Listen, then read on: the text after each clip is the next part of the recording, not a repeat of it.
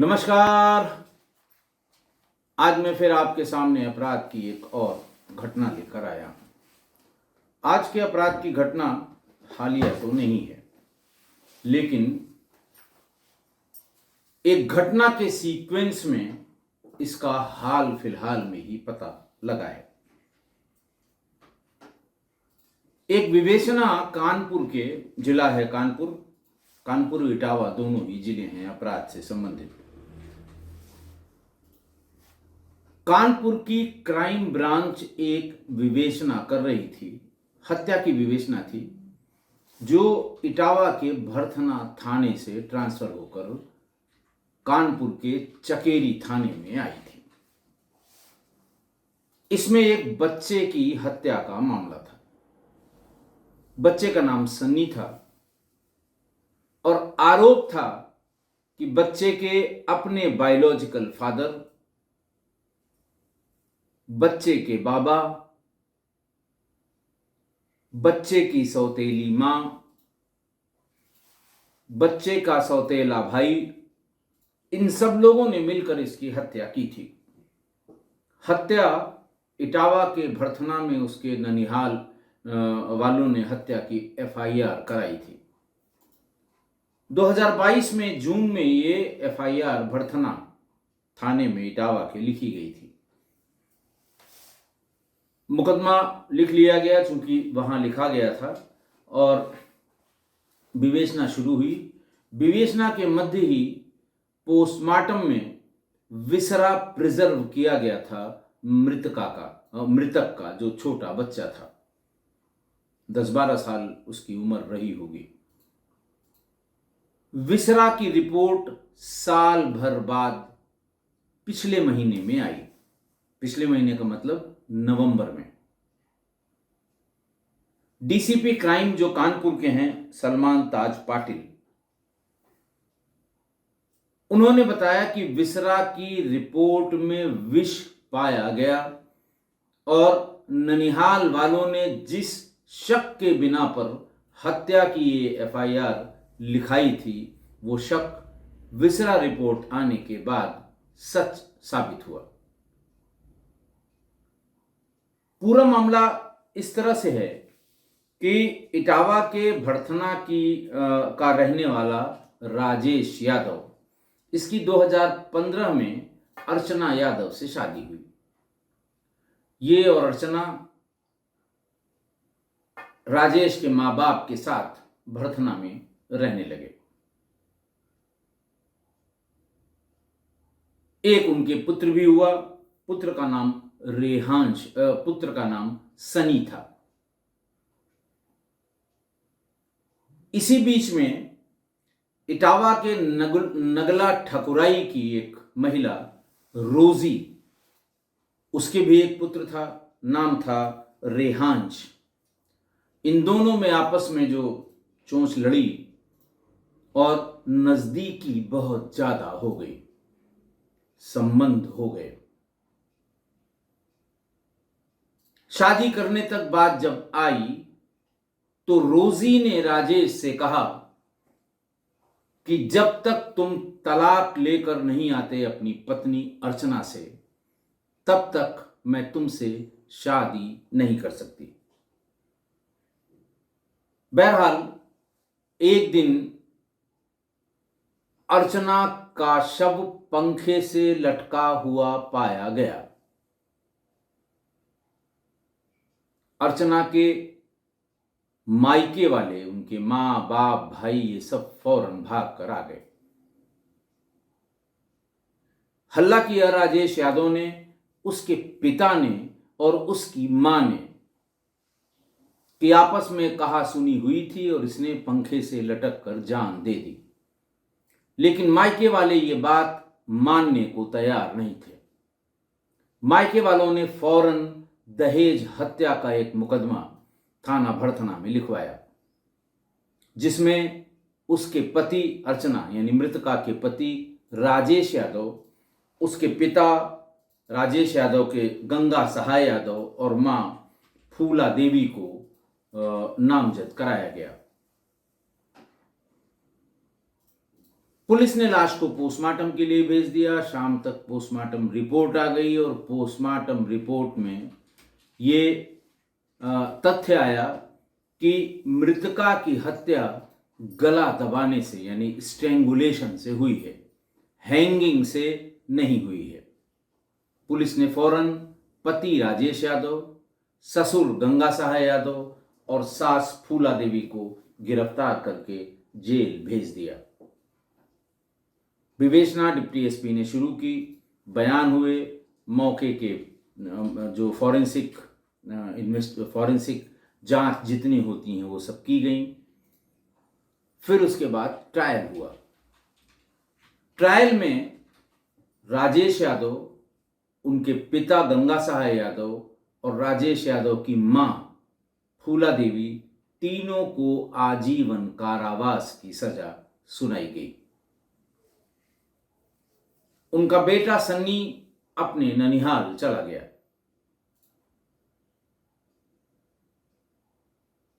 फिर उससे मिलने के लिए, जेल में मिलाई करने के लिए रोजी ही लगातार जाती थी। जेल में राजेश यादव ने कहा कि तुम अब उस मकान में मत रहना, क्योंकि मेरे ससुराल वाले यानी अर्चना के मायके वाले वो किसी दिन तुम्हारी हत्या कर देंगे। फला फला आदमी से मिल लो और कानपुर के चकेरी में हरजिंदर नगर में तुम जाकर रहो। वहीं पास में उसके मायके से भी रिलेटेड कुछ लोग रहते हैं। किराए के बारे में भी बता दिया कि इसकी चिंता मत करो, फला फला जगह से पैसा ले लेना। अभी मैं कोशिश कर रहा हूं, जमानत पर आने के बाद सब चीजें सेटल कर दूंगा। मां बाप की जमानत नहीं हुई, पहले राजेश यादव की जमानत हो गई। जमानत पर छूटने के तुरंत बाद वो रोजी के पास हरजिंदर नगर आ गया। इस बीच में जब ये बात हुई कि तुम तलाक ले लो, ये तलाक लेने की बात कह नहीं पा रहा था और उसको ये लगा कि ऐसा तो नहीं मुझ में इंटरेस्ट कम हो गया हो, तो दोनों ने मंदिर में, आर्य समाज के किसी मंदिर में शादी करके शादी का एक सर्टिफिकेट ले लिया जो रोजी के पास था। जब वो छूट कर आया तो रोजी ने कहना शुरू किया कि एक लड़का अर्चना से है, संपत्ति का आधा हकदार है, मेरा बच्चा रेहांश क्या करेगा। फिर एक दिन राजेश का फोन उसके ननिहाल में गया, सन्नी के यानी अपने बेटे के यानी अपनी ससुराल में, पुरानी ससुराल में, कि पिताजी जमानत पर आ गए हैं, उनकी तबीयत बहुत ज्यादा खराब है और ऐसा लगता है कि वो बहुत दिन नहीं बचेंगे। वो एक ही रट लगाए हुए हैं कि मुझे सनी को दिखवा दो, मुझे सनी से मिलवा दो, लिहाजा उसको भेज दीजिए, वो अपने बाबा से मिल ले और उसके बाद चला जाए। सनी को उसके एक मामा पास में नहीं गए, घर के दूर छोड़ दिया, वो घर पहुंच गया। बाबा, बाप और वो सौतेली मां, इन तीनों ने उसका बड़ा स्वागत किया, खाना खिलाया। शाम को जब खाना खिलाया उसके थोड़ी ही देर बाद सनी को चक्कर आने लगे, उल्टियां होने लगी। जैसे जैसे वो उल्टी कर रहा था, रोजी उसको बिल्कुल साफ करके ठीक ठाक कर देती थी। थोड़ी देर में सनी ने दम तोड़ दिया। 11-12 साल का लड़का, वहीं वो खत्म हो गया। उसकी अंत्येष्टि की तैयारी रोजी, राजेश, रोजी के फादर, रोजी के भाई, इन सब लोगों ने अंत्येष्टि की तैयारी शुरू की। इसी बीच में शंका तो ननिहाल वालों को पहले से ही थी। उनको सूचना हरजिंदर नगर से ही किसी ने दे दी कि सनी राजेश के बेटे को, जिसे उसके बाबा से मिलवाने के लिए भेजा गया था, उसकी मृत्यु हो गई है और राजेश यादव सब जगह ये कह रहा है कि इतनी कम उम्र में इसको हार्ट अटैक हो गया। फौरन पूरा परिवार यानी अर्चना यादव के माँ बाप ये सब लोग स्थानीय थाने भरथना पहुंच गए और उन्होंने कहा कि साहब हम वहां तो नहीं जाएंगे चकेरी कानपुर, क्योंकि वहां पहुंचते पहुंचते ये लोग कुछ न कुछ ड्रामा जरूर कर देंगे, हमारी एफआईआर लिखिए। गांव के 10, 20, 50 लोग भी वहां इकट्ठा हो गए और ये कहा हमारी मर्डर की एफआईआर लिखिए, चकेरी को बताइए और बच्चे का पोस्टमार्टम कराइए। भारी दबाव में पुलिस को यह मुकदमा लिखना पड़ा। हत्या का यह मुकदमा भरथना थाने में लिखवाया गया। चकेरी को बताया गया कि यहां हत्या का मुकदमा लिखा गया है, लिहाजा आप इसका पोस्टमार्टम करवा दीजिए। एक कॉपी भेजी गई उनको एफआईआर की कॉपी एक लगाकर इंस्पेक्टर की रिक्वेस्ट पे इसका पोस्टमार्टम कराया गया। आरोप लगाया गया कि जरूर इसको जहर देकर मारा गया है। पोस्टमार्टम कराया गया। पोस्टमार्टम के बाद विसरा प्रिजर्व हो गया। फॉरेंसिक लैब में विसरा जांच के लिए भेज दिया गया। मैं बहुत बार बता चुका हूं कि विसरा जांच अब बहुत सामान्य सी बात हो गई है और बहुत समय लगता है विसरा की जांच में, बहुत समय लगता है। इस बीच में ये विवेचना भरथना से, चूंकि पोस्टमार्टम चकेरी में हुआ, चूंकि घटना चकेरी की थी, चूंकि मुल्जिमान जो लिखाए गए थे एफआईआर में वो सब चकेरी के थे, लिहाजा ये विवेचना इटावा से कानपुर ट्रांसफ़र कर दी गई और इसे क्राइम ब्रांच को इसको इन्वेस्टिगेट करने के लिए आदेश किया गया। क्राइम ब्रांच ने भी काफ़ी कोशिश की कि जल्दी इसका विसरा रिपोर्ट इसकी आ जाए ताकि वो विवेचना का निस्तारण कर सकें, लेकिन विसरा की रिपोर्ट आने में साल भर लग गए और जुलाई अगस्त में, अभी सितंबर में संभवतः विसरा की रिपोर्ट आ गई और उसमें जानलेवा विष का होना पाया गया। पुलिस ने रोजी को यानी सौतेली मां को गिरफ्तार कर लिया। उसके भाई को भी गिरफ्तार कर लिया। उसका नाम गोलू यादव था। लेकिन अभी राजेश के पिता और राजेश के ससुर इनकी गिरफ्तारी नहीं हो पाई है, फरार चल रहे हैं ये। लेकिन रोजी और उसके भाई से जब पुलिस ने कड़ाई से पूछताछ की तो सारा मामला दूध का दूध पानी का पानी हो गया। एक महिला के चक्कर में 2 हत्याएं हुई, पहले बच्चे की मां की और फिर उसके बाद बच्चे की। पुलिस ने फिलहाल उन दोनों को गिरफ्तार करके जेल भेज दिया है और सलमान ताज पाटिल ने, जो डीसीपी क्राइम हैं कानपुर नगर के, उन्होंने इसकी प्रेस कॉन्फ्रेंस करके प्रेस को ये जानकारी दी कि ननिहाल वालों का जो शक था वो बिल्कुल सही निकला और सनी की हत्या की गई थी। आज की घटना, पति पत्नी के बीच एक महिला आई।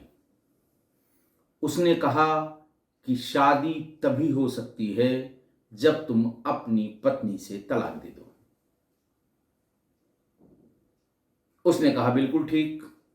घर आया, मां बाप से बातचीत कि मुझे इसको तलाक देना है, रोजी से हम शादी करेंगे। मां बाप ने कहा कि बेटे का क्या करोगे?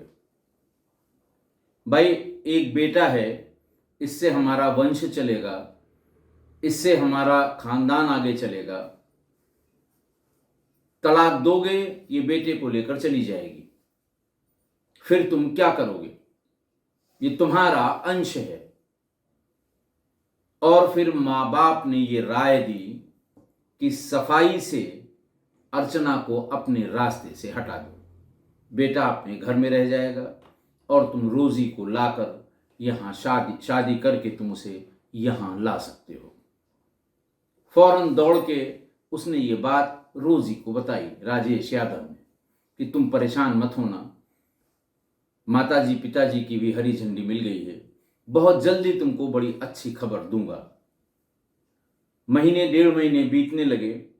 रोजी रोज पूछती थी कि क्या हुआ जो तुमने प्लान बनाया था। उसने कहा शांत रहो, मौका देखने दो, वरना अभी मुझसे गुस्से में कोई ऐसा काम हो जाए जिसमें मुझे जेल जाना पड़ जाए, तो फिर तुम्हें तो अकेले ही रहना होगा। रोजी के दिमाग में यह आने लगा कि ऐसा तो नहीं है कि ये पत्नी को छोड़ना न चाहता हो, और दूसरा ऐसा तो नहीं है कि कल को ये किसी दूसरी महिला के चक्कर में आ जाए तो फिर मेरा क्या होगा। एक दिन उसने जिद की कि तुम अपना काम जब करना हो करना, जल्दी से आज ही चलो, मंदिर में हम शादी कर लेंगे। एक सर्टिफिकेट ले लो, सर्टिफिकेट मैं अपने पास रखूंगी, अगर कल को कोई पूछेगा तो मैं बता दूंगी कि ये मेरा पति है, मैंने इससे शादी कर ली है। क्योंकि आने जाने से बहुत से लोगों की निगाह पड़ रही थी और टोला पड़ोसी के लोग पूछ भी रहे थे कि क्यों ये आता है। जिद की तो राजेश यादव रोजी को लेकर आर्य समाज के मंदिर पहुंच गए। वहां उन्होंने बाजाबता शादी कर ली और उसका इंटरेस्ट रोजी का उस सर्टिफिकेट में होता है। आर्य समाज में की गई शादियों के बारे में आप सभी जानते हैं। वो एक सर्टिफिकेट देते हैं आर्य समाज मंदिर का, हालांकि एडमिसिबल नहीं है, सिर्फ ये माना जाता है कि हाँ भाई इन दोनों का मेल मिलाप है, इन दोनों की आपसी जानकारी है, फोटो उसमें लगी रहती है। बहरहाल रोजी ने वो सर्टिफिकेट ले लिया और अपने पास रख लिया।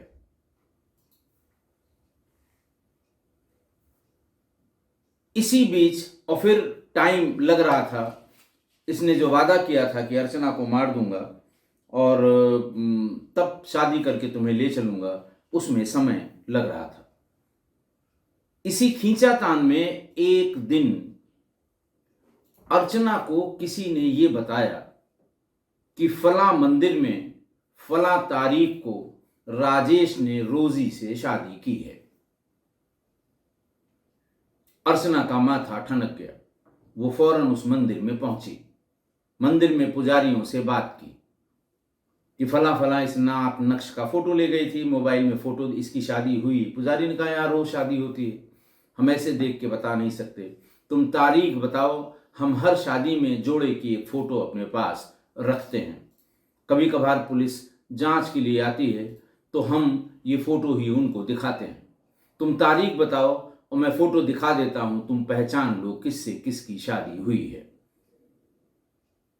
बताने वाले ने जो तारीख बताई थी वही तारीख अर्चना ने बता दी पुजारी जी को। पुजारी जी ने मोबाइल निकाला, उस तारीख में खींची हुई जोड़े, शादी के जोड़े की फोटो दिखाई। अर्चना ने कहा बिल्कुल ठीक बात है, यही मेरा पति राजेश है और ये लड़की मैंने देखी नहीं, ये शायद इसी का नाम रोजी है।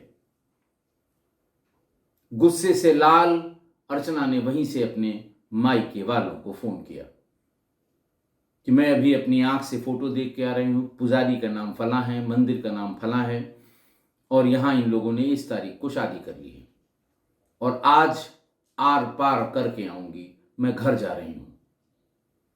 पहुंची और पहुंचते ही उसने पहले अपने सास ससुर को बताया कि देख लीजिए आपके लड़के राजेश यादव ने क्या किया है, मैं अपनी आंखों से देख के आ रही हूं, उसने रोजी से शादी कर ली है। माँ बाप ने समझाने की कोशिश की, कह रहे नहीं तुमने गलत देखा होगा, झूठ देखा होगा, कोई फंसाने की कोशिश कर रहा है, तुमने कायदे से देखा कि नहीं देखा, ऐसा कैसे करेगा राजेश। हालांकि माँ बाप पूरी बात जानते थे। इतनी ही देर में राजेश भी आ गया।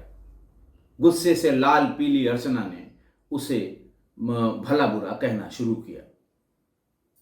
बात सुनते सुनते थोड़ी देर में राजेश यादव ने अर्चना को जमीन पर गिरा दिया, सीने पे सवार होकर गला दबा दिया और जब वो बिल्कुल शांत पड़ गई तो उसे फौरन एक रस्सी में फंदा लगाकर बनाकर और उसे उसके कमरे के सीलिंग फैन से लटका दिया। और इस पूरी प्रोसेस में राजेश के माँ बाप शामिल रहे, कम से कम देखते रहे, उनके संज्ञान में था।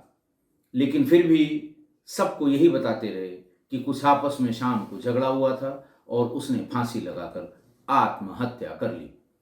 लेकिन चूंकि अर्चना ने मंदिर से निकलते ही अपने घर वालों को ये बात, अपने मायके वालों को बता दी थी, लिहाजा जैसे ही उसको ये सूचना मिली कि लड़की ने आत्महत्या कर ली है, फौरन भाग के आए और ये कहा कि साहब हम FIR लिखाएंगे। और थाने पर उन्होंने दहेज हत्या की FIR अर्चना के पति, सास और ससुर पर लिखवा दी। जेल गए, ट्रायल हुआ, आजीवन कारावास हो गई। रोजी जैसा भीतर राजेश ने मिलाई करते समय या मिलते समय या जब जेल में मिलने जाते हैं, जैसा उसको बताया गया था, वो हरजिंदर नगर चली गई और उसका बेटा सन्नी अपने ननिहाल चला गया।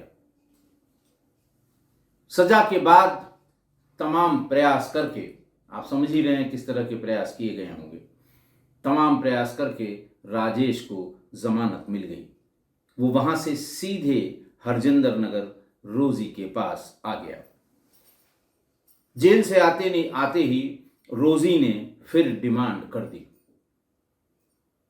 कि 3 साल 4 साल जेल रह के आए हो, शादी अब धूमधाम से करनी है, लेकिन शादी मैं तब करूंगी जब मेरे बेटे को हक मिलेगा। रेहांश की बात वो कर रही थी। उसने राजेश ने कहा कि उसको तो हक मिलेगा ही। बोले ना, आधे का हकदार सनी है, आधा हमारे बेटे को मिलेगा। मुझे सब कुछ चाहिए, पूरा हिस्सा चाहिए। इसके लिए तुम्हें जो करना है कर लो, ऐसे हम समाज के सामने शादी नहीं करेंगे। राजेश ने फिर दिमाग लगाकर फोन किया अपने ससुराल अर्चना के मायके और ये कहा, जब इसके बाप जेल से, उसके बाद में बाप की जमानत हुई, बाप जेल से आ गए, तो ये कहा कि बाप बहुत अस्वस्थ हैं, अंतिम समय लग रहा है, सनी को देखने की जिद कर रहे हैं। तो खैर कोई भी कितनी भी अदावत अपने दामाद से हो, लेकिन ये जानती हैं कि उनकी लड़की और दामाद का ही ये बच्चा है, लिहाजा अपने बाबा से मिलने के लिए किसी के साथ भेज दिया। जिसके साथ भेजा वो जैसे ही छोड़कर वहां से गया, ये पहले से ही तैयार थे, खाने पर बिठाया और खाने पर बड़ी मात्रा में जहर मिला दिया। खाना खाने के 1-1.5 घंटे बाद ही सनी की मृत्यु हो गई। हल्ला मचाया कि इसका हार्ट अटैक हो गया है। ननिहाल वालों को सूचना मिली। उनको लगा कि अगर वो चकेरी जाएंगे, कानपुर जाएंगे, तो 2-3 घंटे के इस सफर में वो सारा खेल तमाशा हो जाएगा। भाग के फौरन भरथना थाने गए, पूरा गांव भी साथ ले गए और ये कहा कि साहब FIR लिखिए, चकेरी को बताइए और वहां पर पोस्टमार्टम कराइए। और यहीं पर उन्होंने सनी की हत्या का मुकदमा लिखवाया। रोजी, उसके पिता, रोजी का भाई रेहांश जो रोजी का बेटा था, राजेश के पिता, इन सब लोगों के खिलाफ FIR कराई। मामला भरथना से ट्रांसफर होकर चकेरी चला गया। विवेचना क्राइम ब्रांच कानपुर को मिल गई। जैसे ही रिपोर्ट आई विसरा की और उसमें विष पाया गया, पुलिस ने ताबड़तोड़ छापेमारी की। रोजी और उसके भाई गोलू को गिरफ्तार कर लिया, बाकी सब फरार हो गए। अब लब्बो लवाब ये किस्सा गोई परिवार के लोग, सुधी श्रोता हमारे सुन रहे हैं और उन्होंने निष्कर्ष भी निकाल लिया होगा कि अगर जेल जाने के बाद सजा होने के, आजीवन कारावास की सजा होने के बाद भी कोई सुधर नहीं रहा है। जेल को अब जेल नहीं कहते हैं, साहब ये बड़ा खतरनाक शब्द लगता है, उसको सुधार गृह कहते हैं। कि साहब वहाँ आदमी जाएगा तो सुधर जाएगा, लेकिन सुधार गृह में रहने के बाद भी वो उसके अंदर कोई सुधार नहीं हुआ और बाहर आते ही उसने अपने ही बेटे की, अपने ही खून की हत्या कर दी, क्योंकि ऐसा उसकी प्रेमिका रोजी चाहती थी। हत्या कर दी, जेल भी जाएगा, ट्रायल भी होगा, और सजा का तो मैं नहीं कह सकता होगी कि नहीं होगी, क्या क्या एफआईआर के कंटेंट हैं, लेकिन ये बात समझ लेनी चाहिए, खासकर रोजी को समझनी चाहिए कि जिस आदमी ने अपनी पत्नी को मार दिया, जिस आदमी ने अपने बेटे को मार दिया, कल को अगर उसे कोई दूसरा मिला तो रोजी और रोजी का बेटा भी मारा जाएगा। ऐसे अपराधी से उसको दूरी बना लेनी चाहिए थी और ऐसी महिला से सबको दूरी बना लेनी चाहिए, क्योंकि ऐसी उल्टा, ऐसी कुलक्षणी, ऐसी चालू, ऐसी धगड़बाज, ऐसी नष्टा, व्यभिचारिणी और हरजाई महिला से दूरी बनाकर रखना ही श्रेयस्कर है। जो ये कहे कि मुझे पूरा धन चाहिए, मुझे अकेले विवाहिता का स्टेटस चाहिए, और रोज का रोज उसे दबाव बनाकर पहली पत्नी और अपने ही बेटे की उसने हत्या करा दी। इनसे जितनी दूरी हो सके, डिमांड आने पर ही ये समझ लेना चाहिए था कि ये अत्यंत कुलटा महिला है, इसके झांसे में नहीं आना चाहिए था, लेकिन ऐसा हुआ। इसलिए मैं आप सबसे यही कहूंगा कि इस तरह के आपराधिक दिमाग के लोग ये किसी के नहीं हो सकते। रोजी को लगा कि ये हमारे होंगे, अब जब जेल, रोजी भी जेल चली गई, ये भी जेल चला जाएगा, पता नहीं कब तक रहेगा। जमानत तो बिल्कुल नहीं होगी, क्योंकि जमानत की शर्तें होती हैं और शर्तों का उल्लंघन हुआ। जमानत पर छूटने के बाद एक हत्या और हुई, इसलिए अब जमानत बहुत मुश्किल, मुझे नहीं लगता, ऐसा कभी होता नहीं है कि जमानत पे छूटने के बाद उसी तरह का अपराध दोबारा कर देना। ऐसे में हाई कोर्ट से भी जमानत बड़ी मुश्किल से होती है, इसलिए इसको लंबे समय फिर जेल में रहना है। ये बात रोजी की समझ में क्यों नहीं आई, ये मेरी समझ से परे है। आशा है आप मेरी इस बात से सहमत होंगे। आज के लिए इतना ही। बहुत बहुत धन्यवाद।